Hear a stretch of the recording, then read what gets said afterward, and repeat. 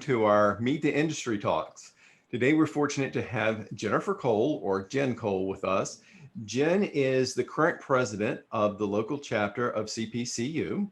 She holds that professional designation among others. She is a graduate of Mary Washington with a degree in math, and she's been with Markel for about 15 years or so. With that said, I'm going to turn it over to Jennifer because she can tell you much more about her than I can. And she has a really fascinating story about what she does. So with that, Jennifer, all yours. Excellent. Well, thank you, Robert, for having me today. I'm excited to talk a little bit about my career path, which hopefully can help some others. So I have, as Robert said, been with Markel for 15 years, which makes me a bit of an anomaly as a millennial. I'm a bit of an older millennial, but a millennial nonetheless. I'm not going to read off my job experience. I don't think that's going to be particularly exciting to have me read the sentences, but you may have noticed that there's one particular word that shows up a lot in my professional experience, that's catastrophe. So I was lucky enough to pick up a temp position right out of college as a catastrophe analyst. So if you've heard of that job before, we're really just trying to manage the cat risk at an insurance organization. Want to make sure that we're writing profitable business, and mainly that we're going to be there for our insureds if a loss happens. So you run a lot of statistic models, looking at a lot of data and analysis, and working heavily with your underwriters and actuaries to make sure you're really considering the complete risk. I loved that job, really loved the group that I was working with at Markel. But after about 12 years, thought, maybe it was time to extend myself further and challenge myself. Around that time, so 2019, actually a year before, 2018, we got a new lead for our ceded reinsurance program. Her name is Julia Chu. Thought she had a really great idea for how we could better leverage reinsurance and really overall risk at the organization. So when an opening came up on her team, it sort of jumped at the chance. So now I work in the strategy group with our ceded re team, as well as our capital management team. So we're trying to make sure that when we're purchasing reinsurance, we are doing that with a real good look at how much we have to spend versus our risk and need. Again, it's all a balancing act. And then over on the capital management side, just like any other organization, we have to manage our capital appropriately, but we, again, need to be there for our insureds. So it's a little more complex than, say, running a lemonade stand. I joined the CPCU Society. Let's see. So I started working on my designation, back in 2008. Had to take a rather long break as work sort of overloaded me. Got my designation in 2016 and was asked to join the board in 2018. It's really an exciting place to be, get to network with a lot of different people across the industry. That was particularly important for me because I was mostly in the cat management arena, wasn't getting to really extend my network as much as I would have liked, and took on the secretary role and president role last year and this year. And then just one more slide to go over, if you don't mind moving over. Wanted to just quickly talk about Markel. So I have worked at Markel for my entire career, feel really lucky to have landed there. We are a holding company for insurance, reinsurance, and other investments globally. We have 18,900 employees, and about somewhere between 4,000 and 5,000 work on the insurance and reinsurance side. We've been around for a long time, since 1930. And we're currently a Fortune 500 company listed at 335 with a pretty strong stock price and experience in the market. And overall, it's just a really great place to work. So again, don't want to read this to you. I feel like that'll be a little boring, but just wanted to give you some tidbits. And now happy to answer any questions. Oh, give me 1 second here. So got one from the that came in through the thing and says, wait a minute, you just mentioned reinsurance. I don't understand that. What is reinsurance? I mean, I write my check to Geico or State Farm or whatever. And what do you mean reinsurance? Tell me about that. That's an excellent question. And I always sort of struggle with how much to explain it up front. So sometimes play it safe and just let the questions roll in. So when you're purchasing insurance just as a regular person, you're doing that to hedge your bets, right? You're trying to make sure that your risk of financial ruin from your car being totaled, losing your house or your business is minimized. An insurance company is taking on that risk for you. You're just transferring the risk over. They now have elevated risk from you. And the more policies they write, the more risk they are accruing. And when there's a really big event like a hurricane or an earthquake, you have a lot of policies popping at once. And that really can increase your chances of financial ruin as well. So organizations will go out and purchase reinsurance, insurance for insurance companies, to also hedge those bets. So it's typically going to be, when it comes to catastrophe, it's going to attach pretty high, but you can also buy it to look at your other types of risk. So in general, you're trying to retain the risk that you're comfortable with, the expected loss from those risks, and then you're looking to make sure that you are properly managing the additional risk. And they might be really infrequent. So again, you need analysts like catastrophe analysts and actuaries and really smart people to look at that risk and strategize. Where does it make sense to spend your money? Okay, so catastrophes. I think of that as like a, earthquake, tornado, hurricane, but is that really what it is? Or is it something that maybe we're not really thinking about, and kind of expanding on that? Or what are some of the unique things that you've come across in your career? That's a really great question. So in our regular lives, we tend to use catastrophe rather liberally, right? That date was a catastrophe. Wonder Woman 1984 was a catastrophe. Not my personal opinion, so don't at me. But really in the insurance world, when we're talking about catastrophes, we are talking about a really large scale event that has impacted multiple insureds. So you can have large losses on single insured, and you can even have large losses that impact, one or two of your insureds together. But a catastrophe really needs to have a greater impact. ISO is going to label catastrophes as anything that happens that costs the industry $25 million or more. The industry is really big now, so that loss threshold is kind of low. So they're calling a lot of things catastrophes. But by and large, we're talking about hurricanes, earthquakes, tornadoes, floods. Now, it does extend out into some things that we haven't typically thought of as large-scale catastrophes. So if you look at the wildfires from 2017 and onwards that have been really catastrophic, really impactful to Californians and Australians and some other folks. Climate change is factoring in. There's some societal changes factoring into why those losses are increasing. Insurance companies were not unaware of wildfire risk, but the risk didn't tend to be as big. Wildfires tended to stay out deep into the wilderness where you really didn't have a lot of insureds living. So wildfires were thought of as catastrophes, but you didn't need to have as pointed an approach when you looked at the risk. Now, the things we're talking about are property-based. They can impact workers' comp as well, particularly earthquakes. If an earthquake happens and your business is running and your employees are injured, well, now you have a work comp risk. But it also extends out into the casualty or liability side.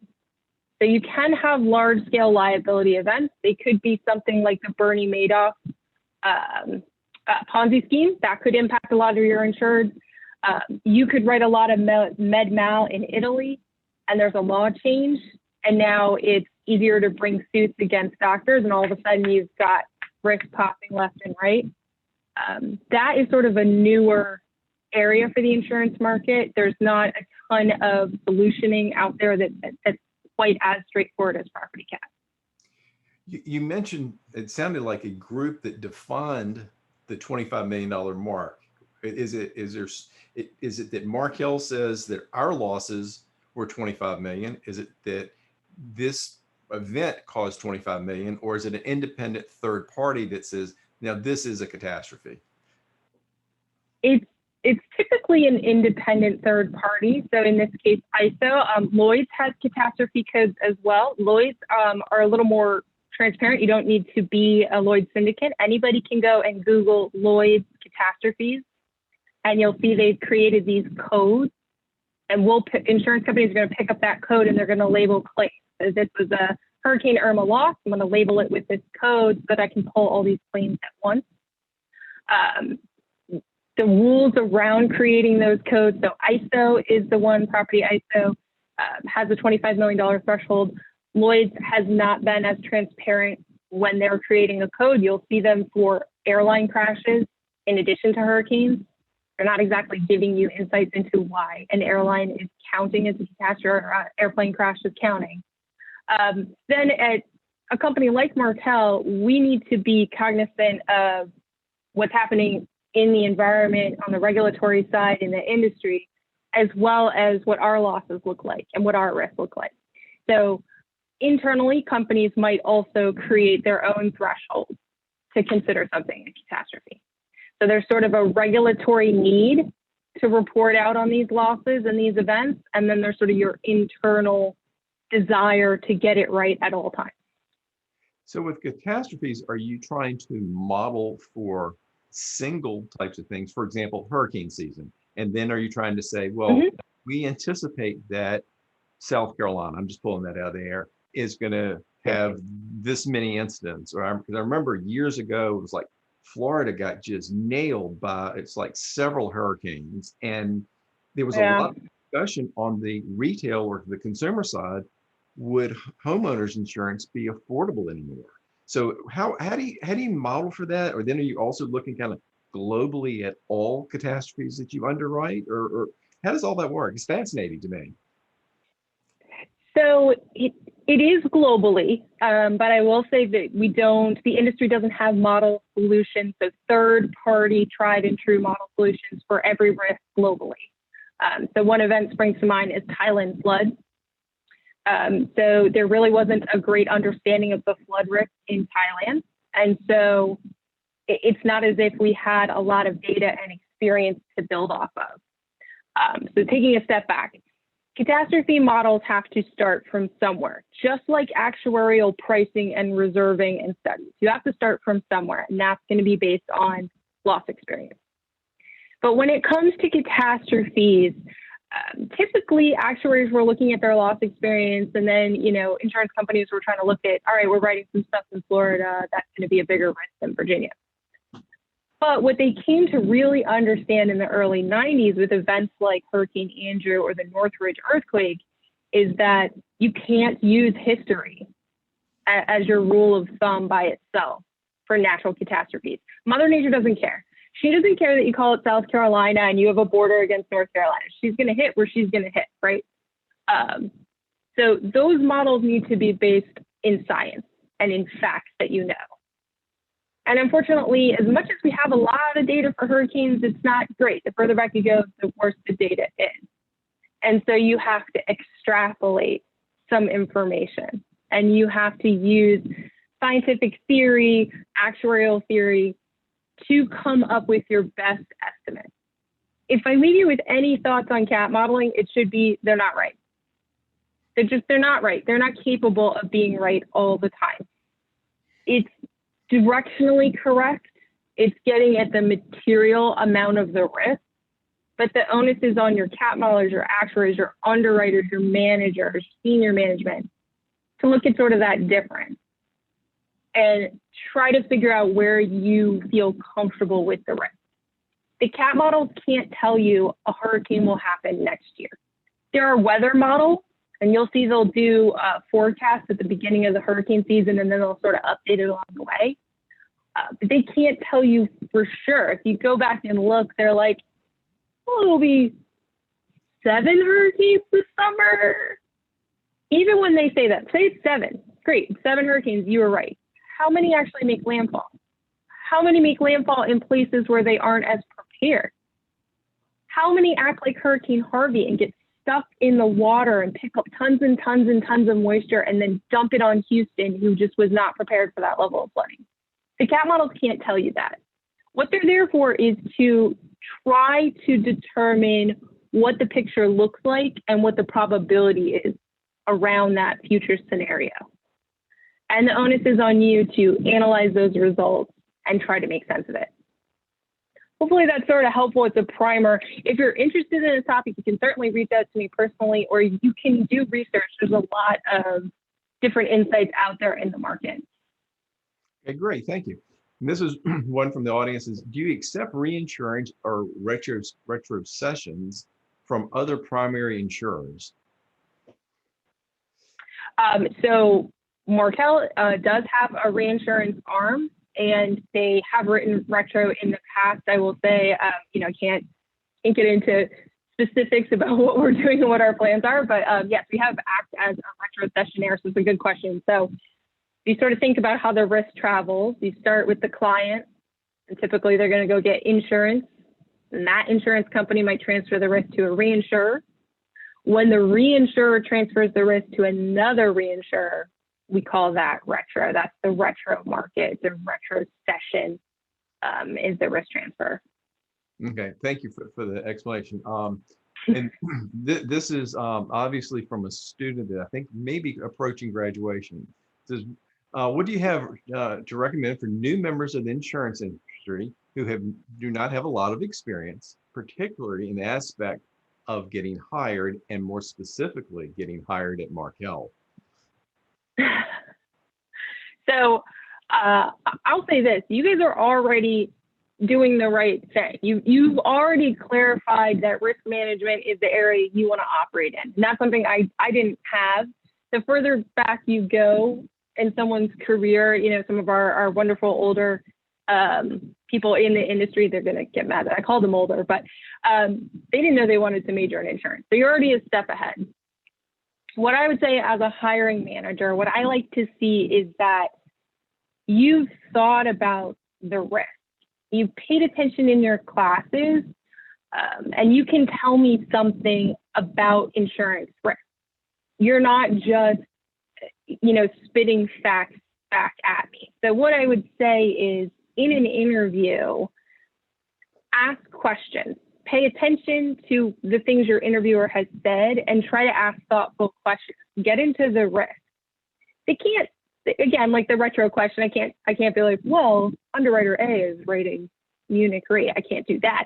But, you can have a thoughtful conversation with someone. So I'd say really it's about showing off that you have thought about insurance risk. You've gotten that education and that basis, and you can hit the ground running. So when it comes to your resume, look for keywords in the job posting and put those in your resume. Even if you don't get that job, so if you find a job, say you find a job at Markel and you're like, this is the exact job I want, tailor your resume for that specific position and opening. But if that's the job you want, then keep those items in your resume. Keep those keywords there so that hiring managers see those words, and I'm going to struggle to come up with them right now, so I apologize. But look at those job postings. Pull those keywords out. Find that perfect job and tailor yourself to it so that people can find you. Because the struggle is finding someone. It's not just how good you are in the interview. I have to find you first. So make sure your resume shows off, and then in an interview, ask those questions. Show me that you're listening. And for the love of Pete, do research on the company ahead of time. That was almost always my first question. What do you know about Markel? And one interviewee told me that she drives by the offices a lot. And thank you. That doesn't really tell me anything.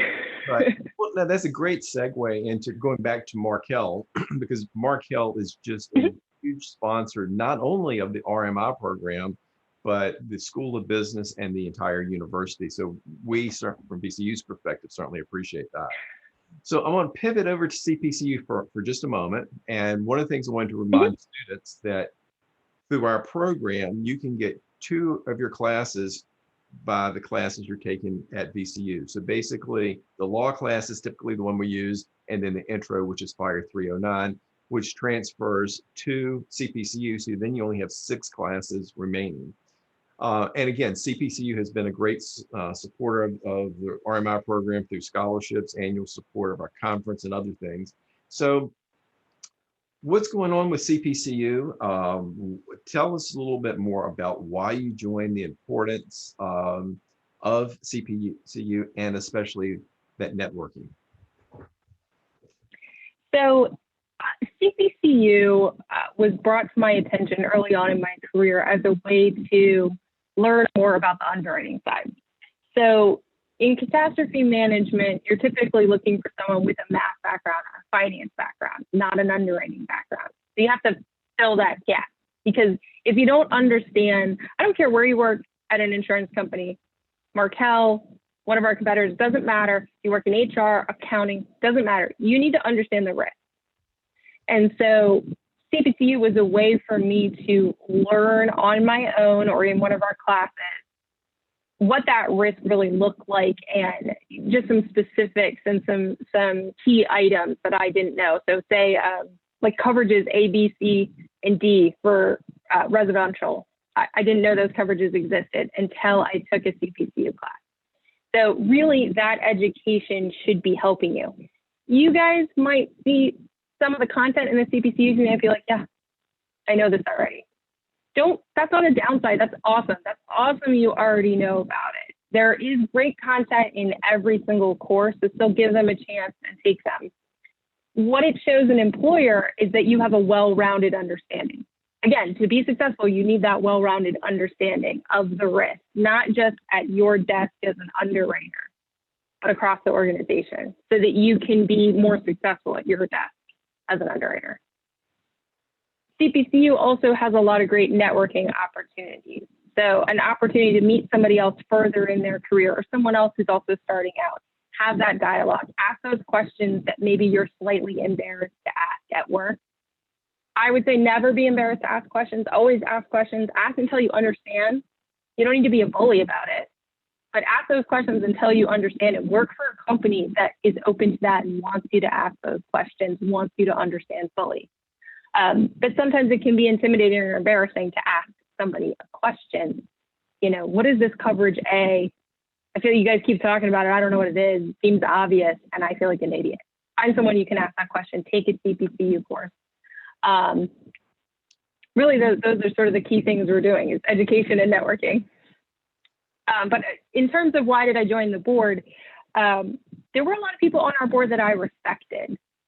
And so that was one thing that first piqued my interest. So these people that I already respect in the industry are doing something. I should look into that. That's what made me want to join. And what has kept me on the board is just the opportunity to help people, to make our program better, to help students, to help people newer in their career, to help people who are retiring, you know, transfer their knowledge to the rest of us. That's been very exciting. And, you know, it's funny when we were prepping for this last week and talking a little bit before we came on, you know, we're talking about acronyms and what is CAT and this, that, and the other. Well, I've got a question from the audience and it says, what exactly is CPCU? I guess I take it for granted that everybody knows what CPCU is. You probably do as well. So do you want to field that question or do you want me to?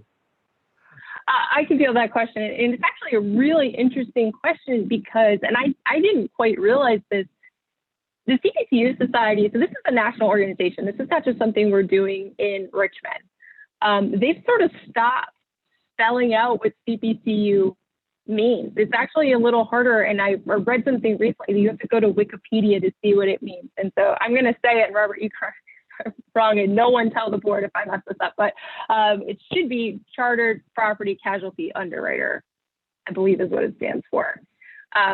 So one issue with that is that people think it's only for underwriting. And I actually had someone internally at Markel suggest that we shouldn't, in our little group, push CPCU because that's for underwriters. And I was like, I'm the president of the chapter and I've never underwritten. It's not just for underwriters. It's to get that knowledge to everyone. Well, thank you. And kind so of good question. Kind of along those same lines, if you do look it up, you say, hey, because there are various designations, depends on where you are in the RMI area. And the CPCU is probably the most respected designation, and it's probably a little harder to get than others. As you experienced, it took you a few years to get it. So it's something that shows a commitment, I think, to the profession. So that's why I think it's really good for students to consider getting it. Well, we're starting to wind down on our half hour here, coming up on the top of the hour. And I think I told you I'd like to kind of conclude with Jen's pearls of wisdom. So kind of and you may have already said some of this in your presentation, but kind of like the one or two things you'd like students to take away from this. So I'm glad you gave me this update so that I wasn't just sort of sputtering. thinking of things I wanted to say. So a couple things come to mind. For me specifically, if you have a fear of public speaking, please start working on that now. So I had a horrible fear of public speaking through high school, through college, and at the beginning of my career at Markel. I saw every interaction as basically a presentation. I'm gonna go in the kitchen and grab a cup of coffee and someone starts talking to me and they want to know about cat modeling. If you have that fear, start working on it now. There's resources, I'm sure, at VCU to talk about public speaking. If there's somebody who does a great job, if you think Robert just nails it in every presentation, don't be afraid to email him and ask him how he does it. So definitely, if you're an introvert, work on that public speaking now. That way you feel confident every day and you're not afraid to give presentations or to speak up in meetings. That'd be my second piece, and I know I've already mentioned it. Please don't be afraid to ask questions. Okay, that's great. Thank you for those tips. The one thing I'd like to remind everybody is effective this fall, we have 2 new minors in the RMI area. One is a minor in risk management insurance, and the other is a minor in actuarial science. So we're really excited about those 2. So if you're interested, touch base with myself, Lauren, or Sang-Hoon about any of those minors. So with that said, Jennifer, thank you so very much for being with us today. Again, thank you for Markel and CPCU's support of the RMI program at VCU.